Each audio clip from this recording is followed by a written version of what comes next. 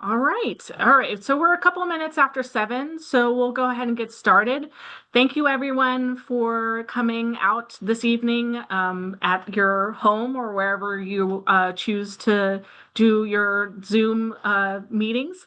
And we're here for Joseph Roby's Moving Beyond Tree Hints using the catalog on FamilySearch and Ancestry. A few class reminders. So as you can see, we do have the chat set up and ready to go. My name is Anna, and I'm here on behalf of Thomas Balch Library. I will be the MC for the evening, so I'll be managing the chat, and we'll kind of be collecting those questions that you put into the chat. And then at the very end of the class, I will be giving those to Joseph for him to answer. A few housekeeping things or a little promotional reminders while I have you all here. So the Thomas Balch Library Advisory Commission is hosting the History Awards in November, and the deadline for submissions for the History Award is Monday, October 6th. So if you're interested in submitting someone for this award, please visit our website. Also, we have a very busy month coming up on Wednesday, October 8th in the morning. Thomas Balch Library will be hosting the Shenandoah Archives Fair, where local historical organizations and repositories up and down the Shenandoah Valley will be coming out to share a little bit about their archives in kind of a fair-like atmosphere. So we invite you all to come out. It is a free event. And then finally, we are hosting in November a symposium called Black Patriots and Loyalists that is hosted by the Black History Committee, Friends of Thomas Balch Library. That is a ticketed event. We got 3 great speakers lined up for that, so please check out our website, and I will put out the webpage for that here in a little bit. But without further ado, let me go ahead and introduce our speaker, Joseph. So, Joseph is a professional genealogist and member of the Association of Professional Genealogists. He has served as chapter representative and program coordinator for the Mid-Atlantic chapter of APG. He is a past board member of the Genealogical Society of Pennsylvania. Joseph is currently a member of the Black History Committee, Friends of Thomas Balch Library in Leesburg, Virginia, as well as a member of the Howe House Historians, part of the Friends of the Howe House in Montclair, New Jersey. Joseph has spent hundreds of hours researching on-site in Virginia. Besides Virginia, Joseph specializes in African and slavery era research. His current research focuses on the people his Delaney ancestors enslaved at Oakley, a farm outside of Upperville, Fauquier, in Fauquier County. So without further ado, I'm going to hand it off to Joseph Roby. Thank you very much, Anna, for that introduction. I'm very excited to be here tonight. Um, and I'm actually going to, if everybody doesn't mind, I'm going to shut off my video while I present so you can pay attention to the slides and not me. Um, I'm going to share this. Okay, so hopefully you're seeing my slides. I've definitely been really looking forward to this presentation. I think this is a very important topic for all genealogists to learn because it's often ignored, and I think it is really um, a big stepping stone to kind of beginner to intermediate research to learn how to use the catalogs. Um, So let's start. So just a quick kind of agenda, what we're going to talk about today. Just go over really basic definitions, make sure we're all on the same page. Understanding the tree hints and their limitations and why we want to move beyond those. We're going to do a live demo of the Ancestry and FamilySearch catalogs. I'm going to go through a few case studies. that you'll um, be able to see examples of how to use the catalogs and then next steps and conclusions. So, what is a card catalog? Um, I'm sure probably many of you know, but maybe some of you don't know. Have never seen an actual hard card catalog in a library. On the left is one that's at the Library of Congress. And on the right-hand side photo are the little index cards that are inside each drawer. And um, inside these drawers are the index cards that are usually grouped, um, not just alphabetically for books. You can also find subjects, surnames, manuscript collection. It really depends on what the catalog is for. Most libraries have their catalogs online today, and companies like Ancestry and FamilySearch are no different. Um, and then moving on to the tree hints, Ancestry hints can help you. I'm sorry, these are the actual definitions from Ancestry and FamilySearch. I wanted to make sure I got their exact definitions. So Ancestry hints can help you find more ancestors, fill in the details about family members already in your tree. They often include basic information from some of our most viewed records. So you get a lot with that one. Family Searches is a little bit better. They call theirs record hints. Um, so record hints are historical records that Family Tree finds for you about your ancestors. They conduct the search automatically, always adding new records, and the hinting system is always looking for new record hints. So here's an example. This is one of my ancestors. This is a screenshot from FamilySearch. If you look on the right-hand side of the page, my little laser pointer here, I think you can see that. It says research help. That's the section of the profile where the hints are. And so these are the hints right here. If I go click on those research hints, these are them right here. So there's a slave schedule hint, there's a census, and it goes on from there. So you would just click review and attach, and that's how the hints work there. And this is on Ancestry. I'm sure probably a lot of you are familiar with this. There's a tab on the profile here. It says hints, and then all the hints are listed here, and then you review them and attach them to your tree if you think it's the correct hint. So now we're going to move on to understanding tree hints and their limitations. Um, so it's can be a little difficult to understand exactly how the tree hints work, but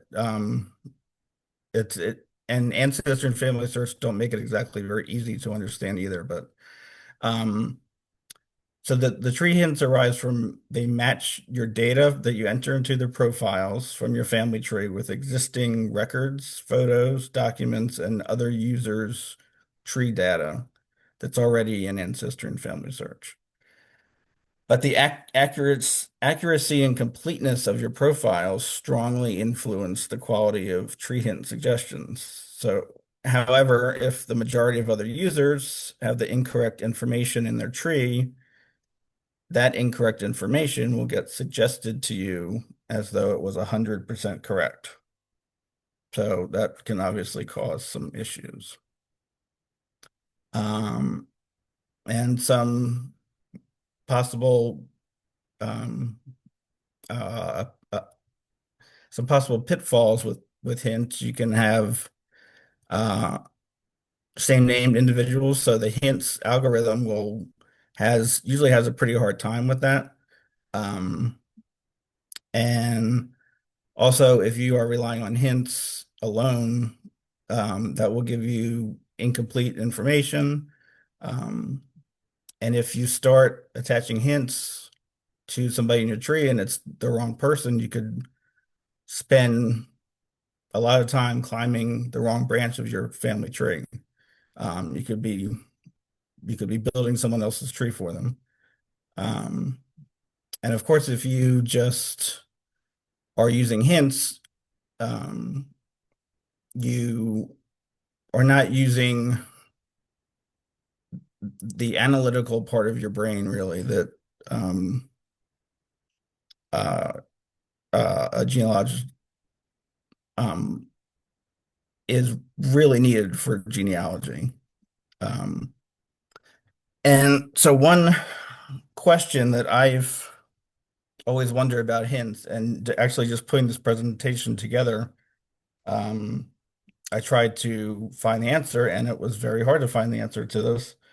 I was wondering which record collections on Ancestry, for example. I was just wondering about Ancestry.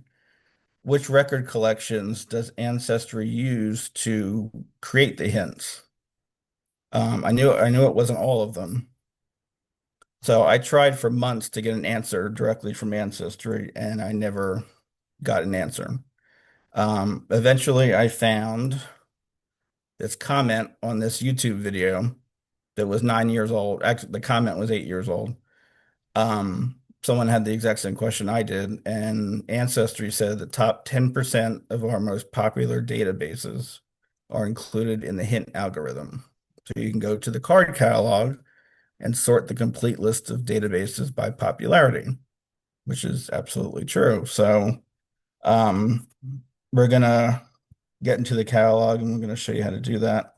Um, One thing they don't say though, um, well, they say it, but they don't say it. So the top 10% are included in the hint algorithm. That means 90% is not included.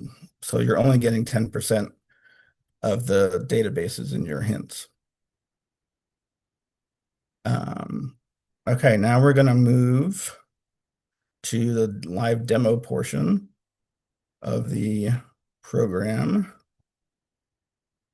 Um, Again, I hope most of you probably here have an Ancestry account.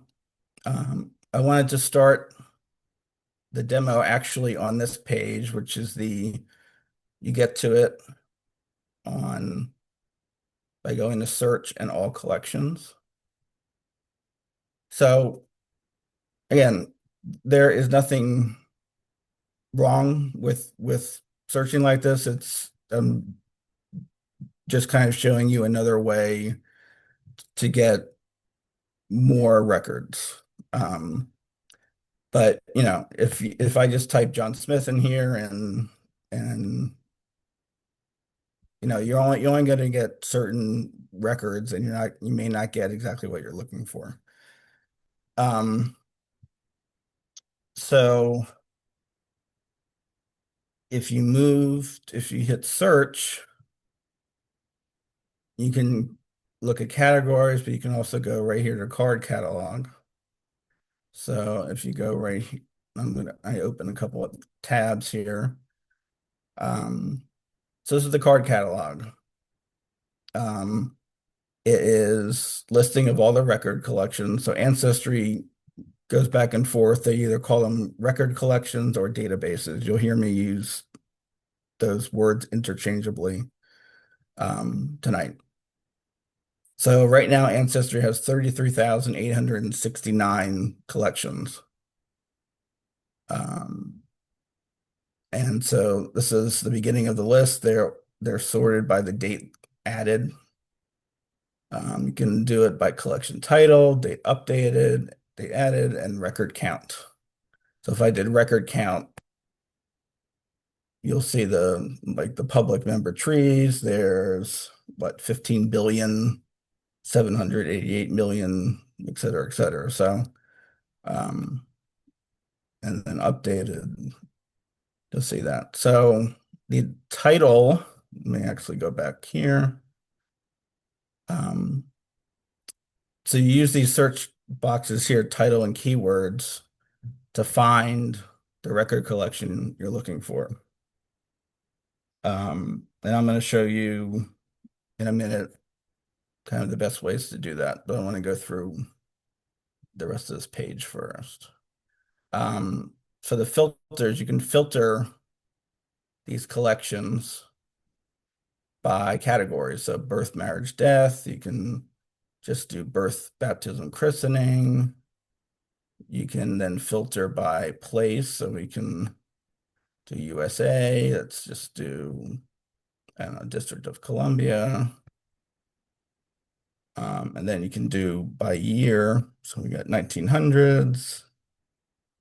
And then, so we can see on the right, so we have 372 collections we're down to out of 33,000. That's not too bad. Um, and we can sort however we want to. So if we can just go back, kind of clear that out. And so here's an example, going back again to these title and keyword boxes. They work very differently from one another. So I'm going to use an example. I'm going to just type the word yearbook. So Ancestry has a few really big yearbook collections. So I'm going to type the word yearbook and see what happens. I get 20 collections. And you see there's not much here. These are the number of records. There's not much here. Ancestry has some really, really, like, there's millions of records with yearbooks. I'm not getting any of that. That's because the word, anything I put in here in the title, it has to be exactly what any words in the title of the record collection is. So if I change it to yearbooks, let me clear this first. Yearbooks. Then we get the one I was looking for. This is almost a billion records here, this US school yearbooks, and there's a bunch of other ones. So you can see just that slight difference. Now, if I let's go back here and clear this. If I type yearbooks into the keyword search, I get 254 collections, and I get items that it doesn't even say yearbooks in the title. It says alumni directories and catalogs. But the reason that they come up is because it matches the keyword. So if the word yearbook is anywhere in any of these words on the collection page, that is why the yearbook came up. So you have to play around with it, but that's the big difference in that. I do also want to show you again, even though it's not directly the card catalog page, I want to go back to this all collections page and show you, if you scroll down, you get a map. So you can look at the collections. I'm going to go back to District of Columbia. And I'm going to show it. So I'm going to show you the birth, marriage, and death collection. So they have 15. So I'm going to click on that. And so these are unique to District of Columbia. That means that if there's a collection that, say, it has, I don't know if this is, I don't know if this exists, but let's say there's a collection that has birth records and it's Maryland and DC, that would not be in here. Or if there was a collection that was the whole United States, that would not be in here. So that's why you would do switch to all collections that are related to District of Columbia, but still birth, marriage, death. You do that, and then we get 570 collections. So again, you just kind of need to play around with it. But it's definitely worthwhile to do that. So I'm going to move on to FamilySearch. And so when you log into FamilySearch, this is your main homepage. Gonna look something like this. It might look a little different. I think I have the beta version with this AI research assistant going, but so you want to do search and a lot of different options here. I wish I could go into them all today, but we're just doing catalog. So we do catalog and okay. So this again works somewhat like Ancestries. I mean, it has it's just set up differently. Um, I think the catalog works best, um, and that's kind of why it starts with place here. Um, so if you let's have to try Loudon, so you'll see that the location goes from left to right from the smaller location to larger. So we go county, state, country. So click on that. You could also type in if you had surnames, titles, author, subjects, keywords. I'm going to go into those in a second. There's also call number. So a book that would have a call number usually, and then a film fiche. So a microfilm, microfiche, or image group number. I'll also go into that in more detail. And then availability, either any, so it's either in person or online, and this is or just online. So we're just going to do any, and we're going to hit search. So we have 277 results here, and that's what's below. Um, right here in the top notes, you can see place information if I click on that. Um, if I click on this part of Virginia, I will see all the search results for everything that's in the state of Virginia, all the records under that. If I click on this, I'll get places within Loudoun. Um, and so I'm, you know, just as an example, um, I'm looking for will books. So let's say I'm looking, so I'm gonna hit title. No, I'm sorry, I'm gonna hit subject and I'm gonna hit will, and then I'm gonna hit search. And I don't get anything. So this is very similar um, to kind of um, the title search and Ancestry. Um, if I reset that, you need to kind of get to know these subjects that are down here.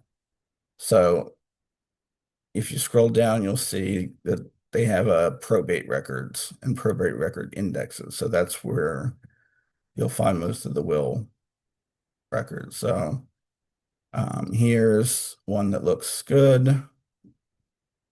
You click on that and you get to the collection page. Um, you should read everything on here on these pages, just like on Ancestry.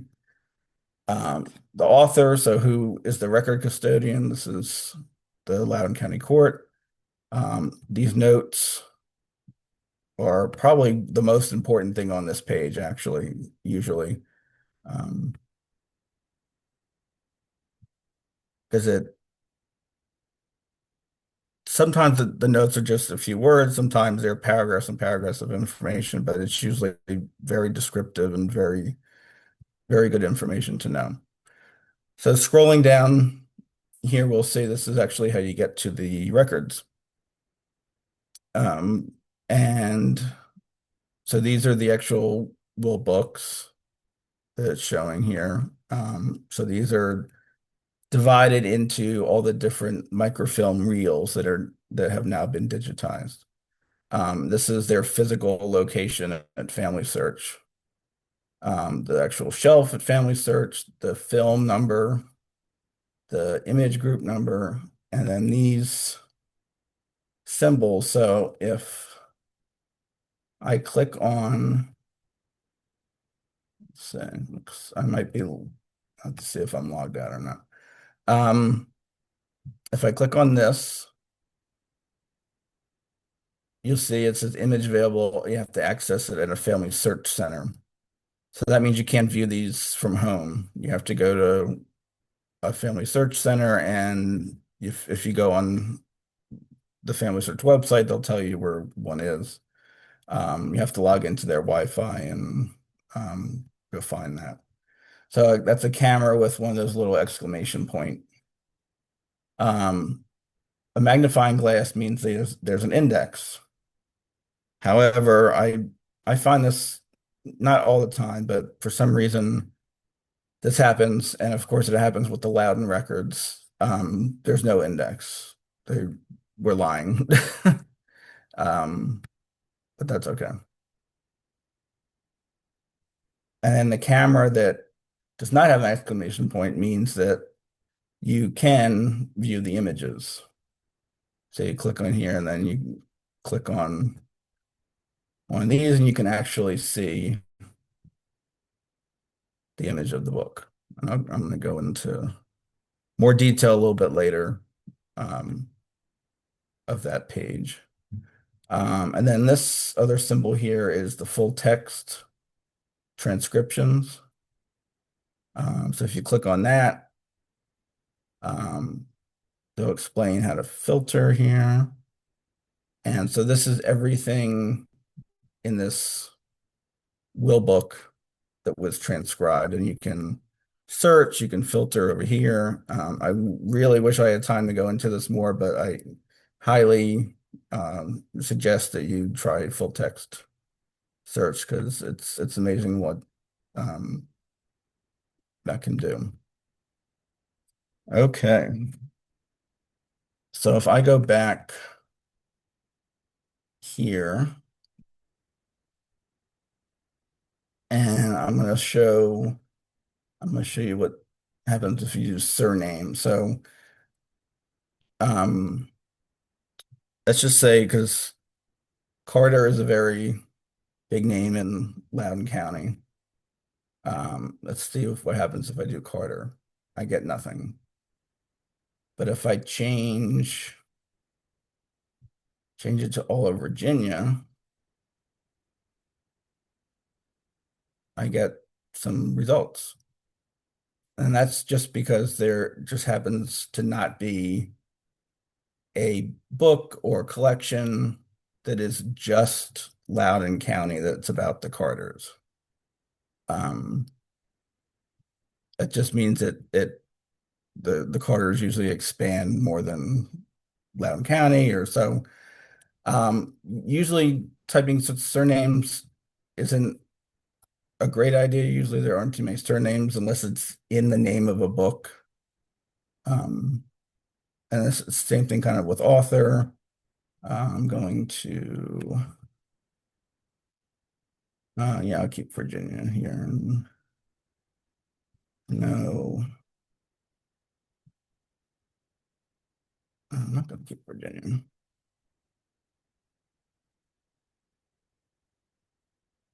Oops, that was the wrong, that's why it didn't work.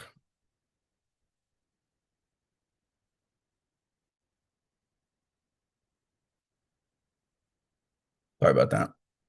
Okay, so we get all of Pat Duncan's wonderful indexes that are here. So that can be helpful too. Uh, okay, and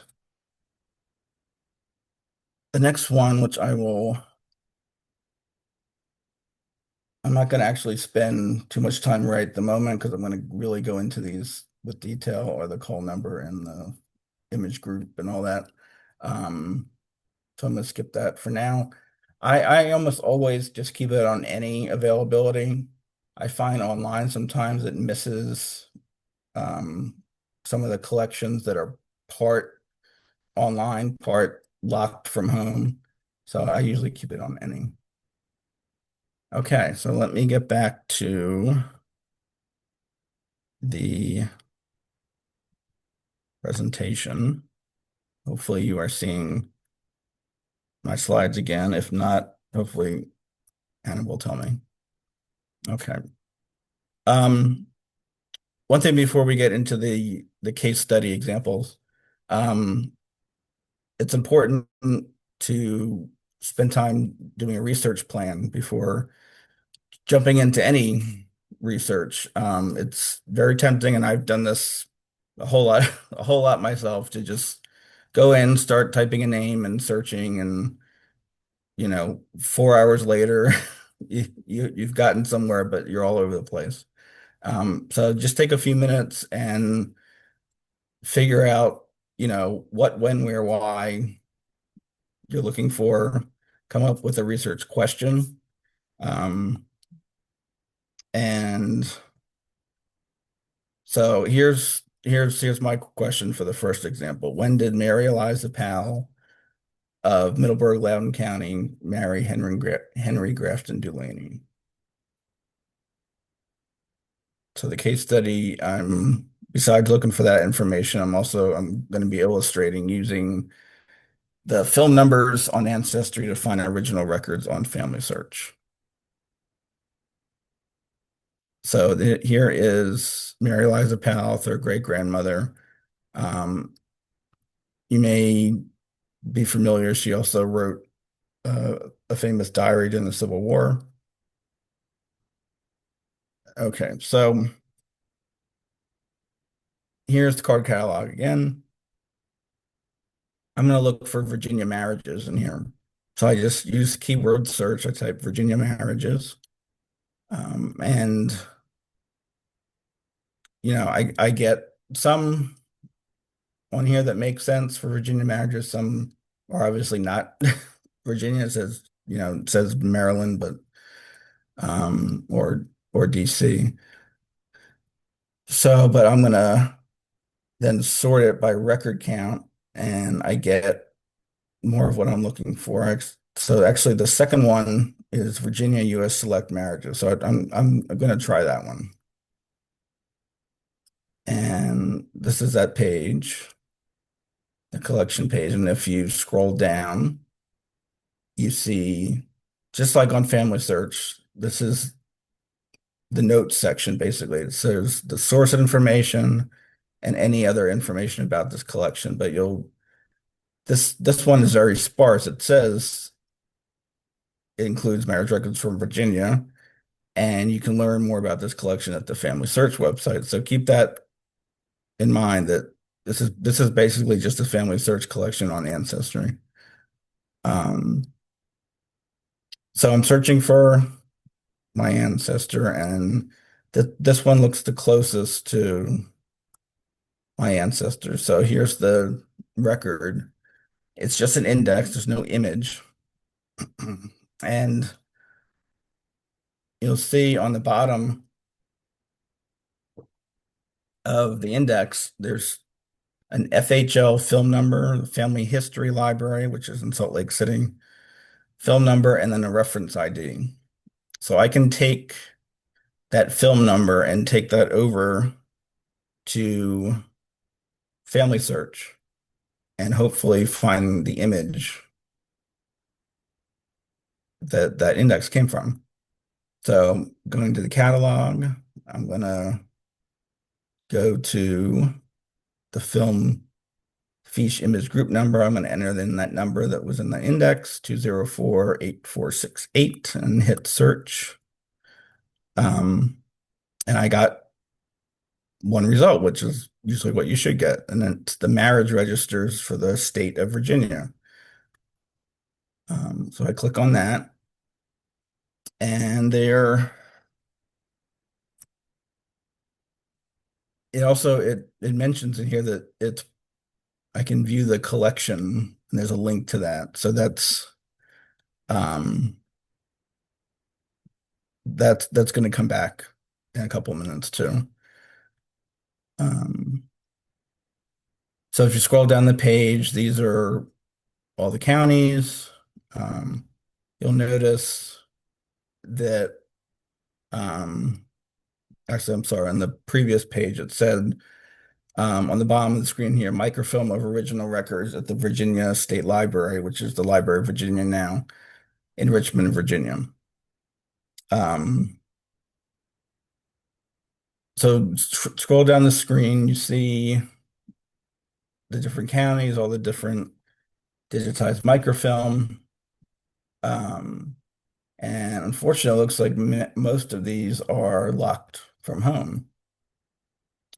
So I find the one for Loudoun County, um, and that one locked too from home. So I can't see the image. And when I click on it, I get the same thing. I have to go to an affiliate library or a family search center. So I try this, click on the digital collection link at the bottom. But then I realized that's probably not, I'm probably only going to get what I saw on Ancestry because I can't see the image. So I did try to do searching, and that's exactly what I found. I'm not going to go through all that um, on here, but that's exactly what I found. Um, so I decided to go back to Ancestry and try to see if Ancestry had the images of the marriage registers.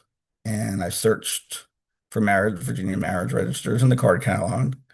And the fourth one down there, I clicked on, and I was able to find by browse, it says browses collection, and I was able to find Loudon. And there's two different ones for different date ranges. So I clicked 1854, 1912 because I'm looking for 1855.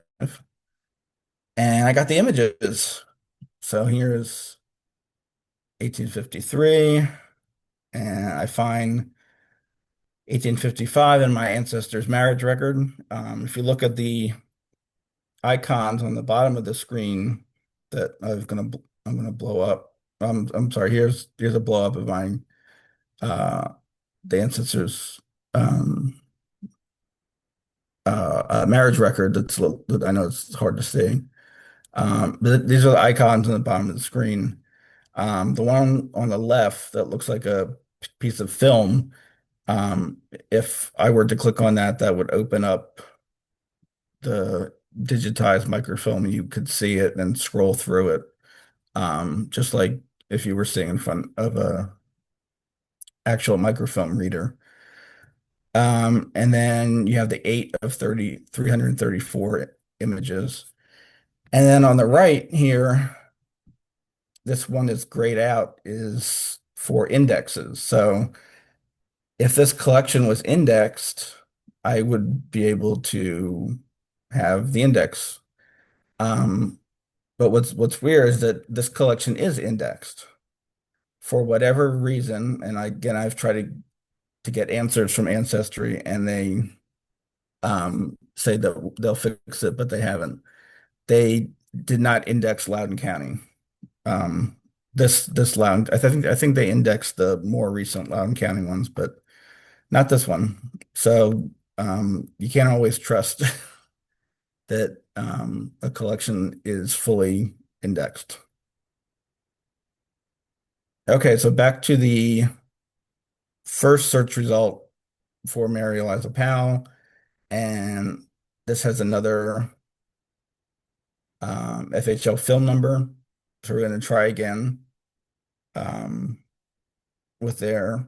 So we have 32374, and we got a book one, page 11. And we got marriage records from the county this time. And we have all that great information. Microfilms at the courthouse. Um, and we got 32374 and the camera icon, which is great. They're not locked. And because we know it was book one, page 11, you can see right here, I got page 11. And if I I'm going to actually compare the last two to show you.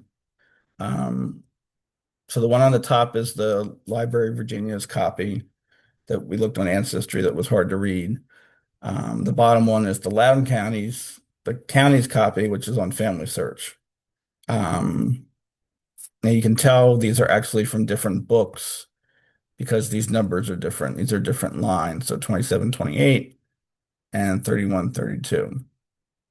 I had to cut these because the book is so big. I couldn't fit the whole thing on one screen, so I had to split it between these two. But um, so on this page, you can see the names of the parents of the bride and groom. Um, so in the Library of Virginia's copy, you have the husband's father and the wife's parents. We don't have the mother of the groom. On this one, the county's copy, we have that the mother is deceased. That's great information. Not great for the mother, but it's great that we have that information. Um, we made that information. This might be the only place that we have that information. Um, so it's good to check all sources. One more index record here. This is a very similar thing, but the marriage date's different. Instead of June 6th, this is May 28th. So we go through all the steps we just did through with the other ones. This is an image, but of the marriage licenses. So that's why the date's different. So we have May 28th, and we have where the age was proved. So we have W.A. Eliason, prove gent's age, and lady's mother consented in writing. And so that's information that we didn't have before. Okay, moving on to the second example. Sorry. So using a deed book index that would be at a library or you have at home to find the original record through the FamilySearch catalog. Again, you can use wonderful library like the Thomas Balch Library to find a book. I'm going to use one of Pat Duncan's books that um, is extremely helpful, even with all these a lot of different indexes online. The amount of information that was indexed is much more than you'll find online usually.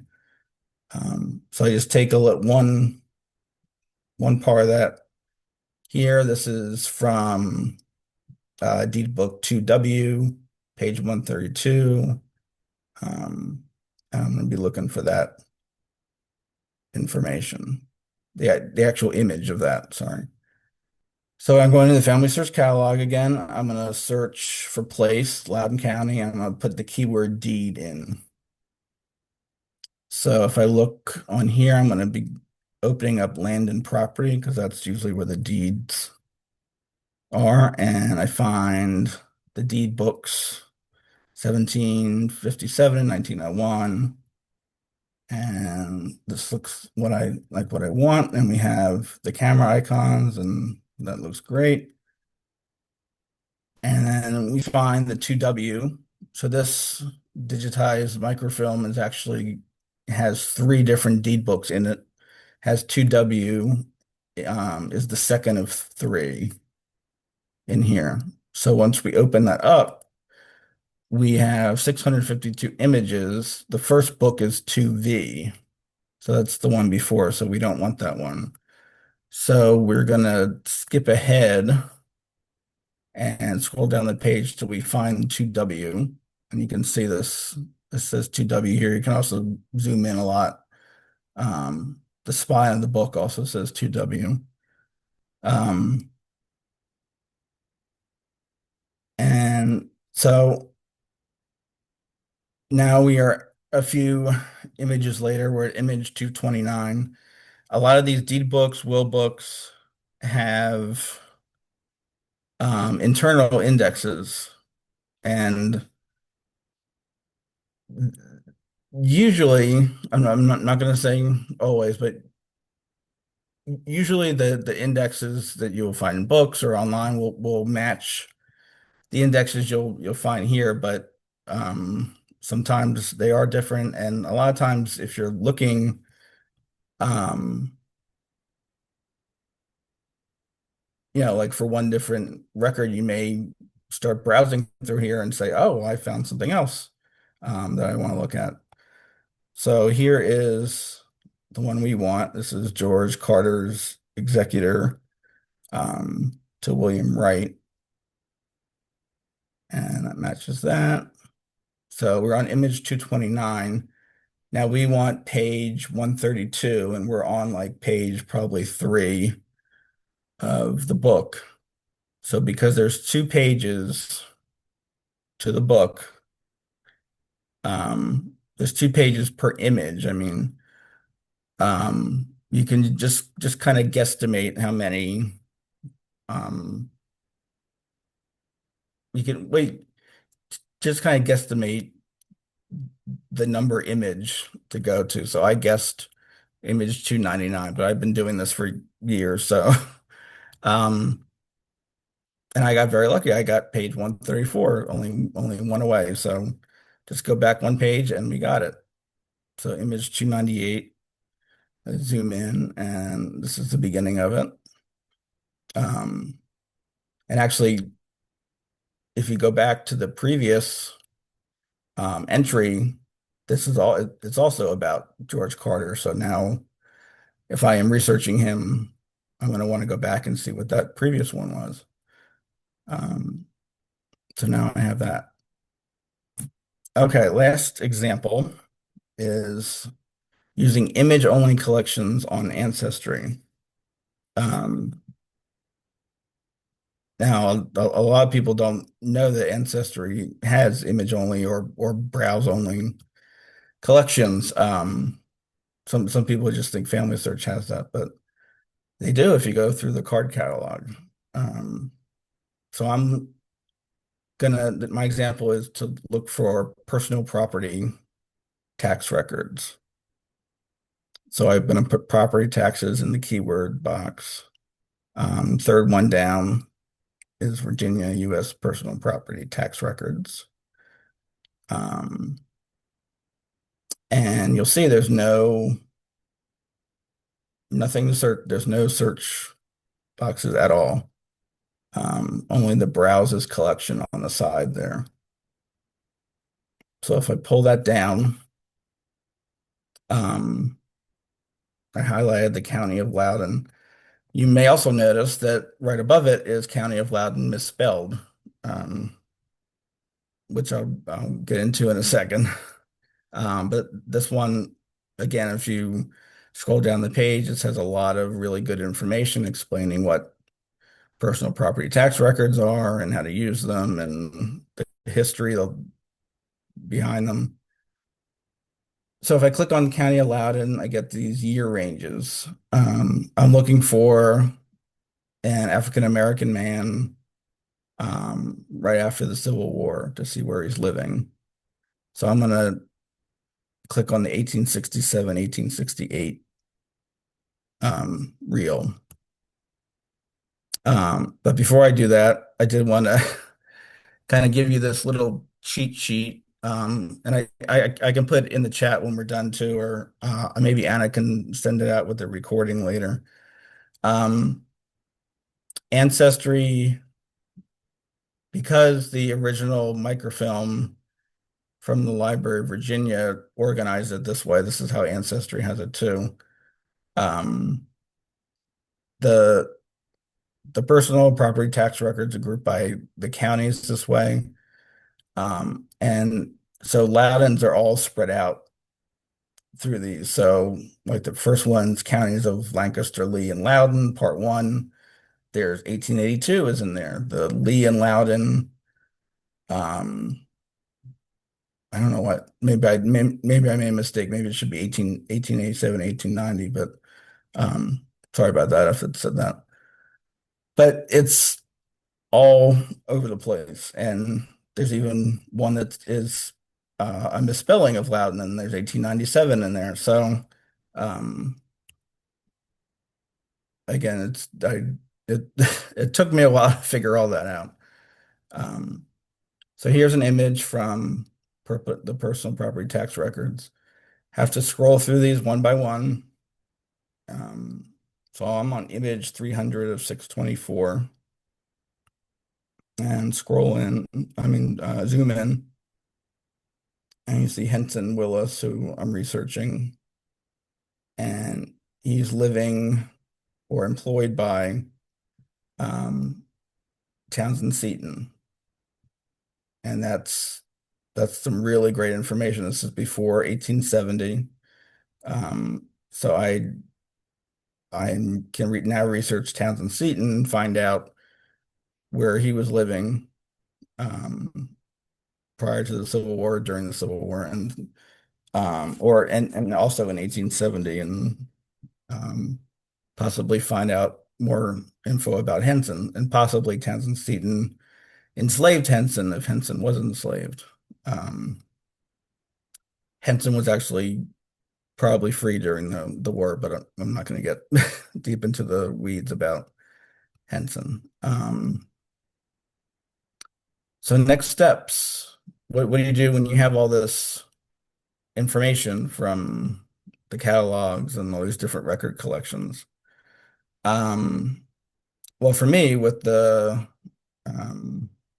what I did with some of this personal property tax information, um, is I try to track down once I learned that there were actually different copies of things, and we've done, I've talked about this a few times with the marriage records, and that there were state copies and county copies. It's the same with these tax records too. So the county copy that's at the courthouse, at least for this year, had this horrible stain on the bottom left-hand corner, and you can't read like the bottom six names. And it was for like hundreds of pages, I believe. Um, and on this page where it happens to be all African Americans, um, so that could be really key information that is lost until I looked and found that the state auditor copy at the Library of Virginia is perfectly clear and you can read it. So now we have six new names and we can research them, which is great. So I think that's part of reasonably exhaustive research, which is the first step in the genealogical proof standard. Again, this um, talk is not on that, but um, I think it's important for everybody to um, uh, look that up and go through it. And it's not just for professional genealogists. Every genealogist should strive for that. So again, to kind of wrap up Henson Willis, um, Willisville is named after Henson. Here's Oakley, which is where I'm researching. Catesby here is where Townsend Seton, that was his place there. And then I was able to kind of overlay one of Win Saffer's 1860 land tax maps. Um, and you can see the Seton's land right here, and the Dulaney's and are right there. So that's where Henson Willis was. And getting back to um, my family and Mary Eliza Powell and her marriage record, I want to look for the church record. So it's you can get so much online today, but it's also really important to get out in person to do research. So on one of my trips to Virginia, I was able to find the marriage record in the Emmanuel Episcopal Church Register that the Thomas Boss Library has, and um, so it was great to see that church record there. So in conclusion, just to sum up, the tree hints may provide helpful starting points for research. I don't recommend you rely on them fully, and I think that it's important to use your analytical skills and don't rely on AI to do your genealogical research for you. Although it can definitely help you a lot. You can definitely still use it. The online catalogs are two of the best ways to find digitized records. Um, many records are not online, and of those that are, the vast majority are not indexed. So it's important to scroll through them, um, and the catalogs are your gateway to the unindexed gold mine. And then effective research strategies, employing strategies such as creating research plans and conducting reasonably exhaustive research increases your chances of achieving your genealogical goals. Encourage you to get out to your local repository. And another more plug, I promise I'm not getting paid by Thomas Ball's library to get um, that definitely one of the best genealogical libraries in the country. And hopefully we have some time for questions.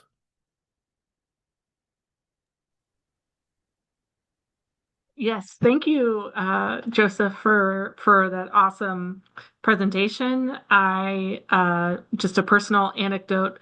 One of the first times I met Joseph at the library in person, he actually was like, "Hey, have you looked at the Family Search catalog?" And my mind was blown. So we are very happy and so excited that we were able to have Joseph do this class for us. And I don't know about you all, but I definitely learned some new tricks. This class is being recorded and will be on our YouTube channel, so we will have it up if you need to revisit some things.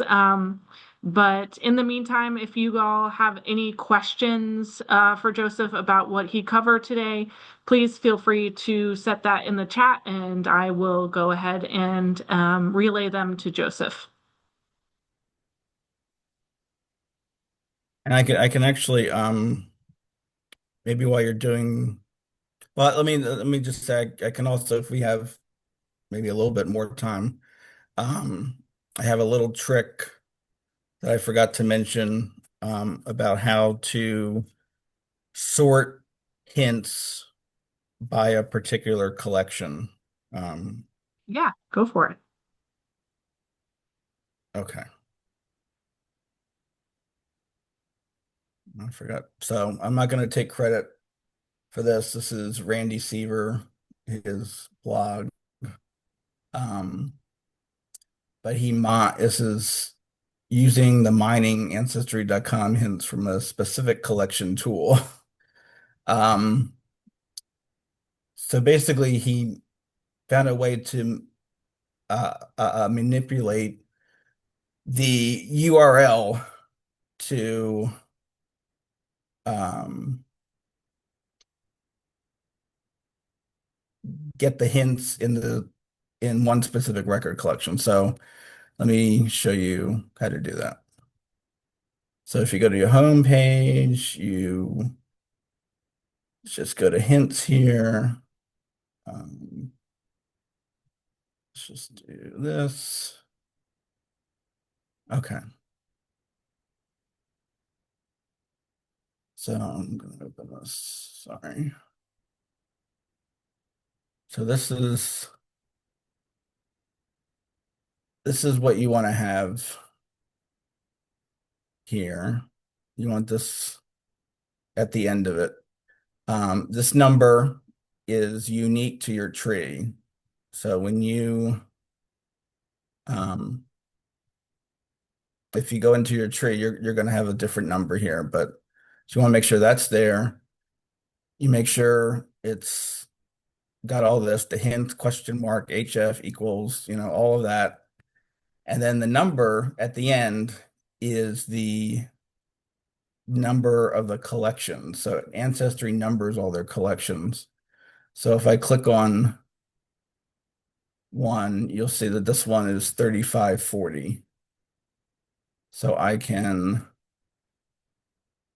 go here, hit 3540. And if there's anything that pops up, of course, I pick one that doesn't have any hints. Um,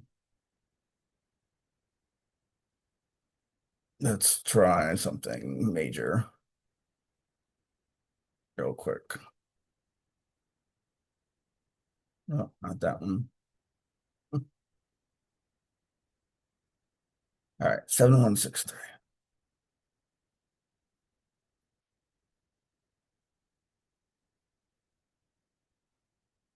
Okay, now we get everybody, all the 1870 census hints. So, Courage, I can put this link in the chat. Uh, that can be very handy. Yeah, that is very handy. Thank you. Mhm. So Allison asked, what made you get into genealogy? No, okay. Good question. Thanks, Allison. My grandfather, who um, spent 40 years at the end of his life researching his family and his wife, my grandmother's family. Um, he, I asked him, I had a school assignment about the Civil War, and I asked him about it. We always had these family tree charts that hung in our house, and I knew he was into it. And I asked him, and he gave me a copy of Ida Delaney's journal that it wasn't published yet. It was just a typescript at the time. And I read it when I was like 11, and I was hooked into history and genealogy at that point. Yeah, that definitely does it. Yep. Okay, so another question we have here is so you kind of mentioned full text search in FamilySearch. What did you mean by the full text search? What is that? Sure. So the full text search is um, an AI tool that Family Search started. Maybe it's even a year ago now or close to it, um, where um, it reads the handwriting. So instead of um, like a computer being able to read what's typed, computers can do that before.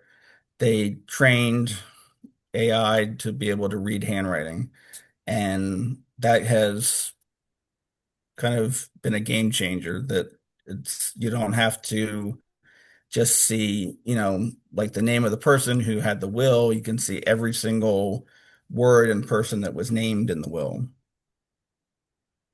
Yeah. Yeah, it's been really fantastic to use. And I think it's finally been pushed out of beta testing, right? It is. Yes. Yep. Yeah, It's fully part of the website now. cool. And then not a question, but more of a comment. Phyllis says, "Thank you, Joseph, and you honor my ancestor Henson Willis as your example." Thank you, So, Phyllis. Yeah. mhm. Then I Put this back up. uh, could Joseph do an event on the full text search at some point? That sounds amazing. Yeah, I mean, we would be happy to have Joseph back.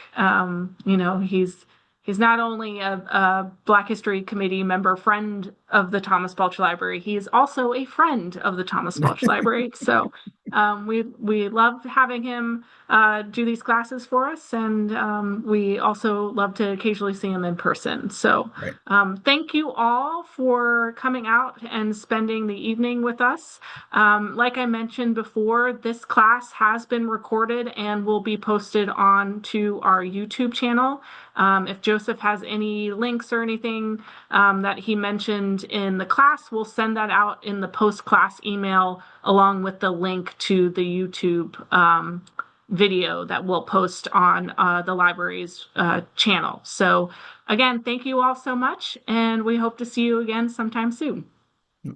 Thank you, everybody. Bye.